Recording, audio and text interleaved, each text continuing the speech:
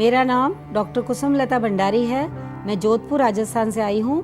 वर्तमान में मैं जयनारायण व्यास विश्वविद्यालय जोधपुर में एसोसिएट प्रोफेसर के पद पर कार्यरत हूँ। मैं जब 3.5 साल की थी तब मुझे पोलियो हो गया था और वो बल्बर पोलियो था, गर्दन से नीचे, जिसमें पूरा शरीर पोलियो की गिरफ्त में आ जाता है और ये बहुत ही कठिन था कि मैं जी पाऊँ।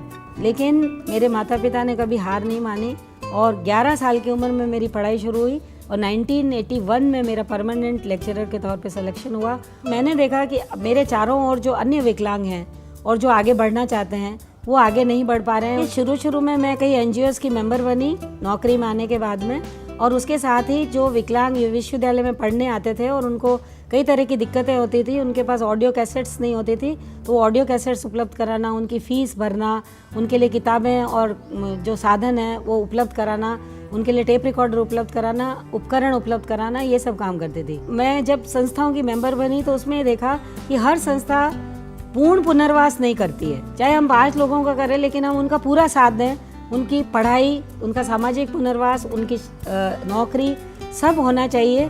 तो उसके लिए फिर मैंने अपना एनजीओ शुरू किया प्रज्ञा निकेतन के नाम से, और उसमें फिर मैंने देखा कि जगह जगह स्कूलें बनी हुई है। सर्वे किया तो मैंने फिर एक बीड़ा उठाया, एक संघर्ष शुरू किया कि नीतिगत रूप से पहले तो सरकार से ये 3% आरक्षण को ठीक प्रकार से लागू किया जाए और उसमें जो राइडर्स हैं, जो अडल्ट हैं, उनको हटाया जाए।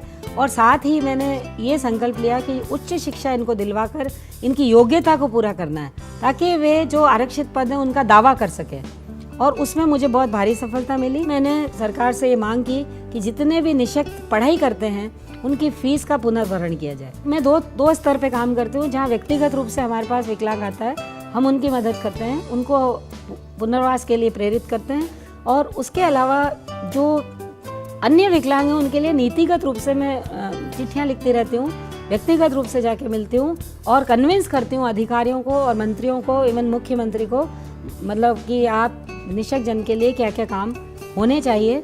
इस माध्यम से ये कहना चाहूँगी युवा वर्ग से कि वो विशेष वर्ग के साथ अगर मिलता है और कहीं भी कोई उनके सामने बुजुर्ग लोग आते हैं या विकलांग लोग आते हैं तो उनके ऊपर सिंपैथी डालने की बजाय हाथ पकड़ के उनका सहारा बने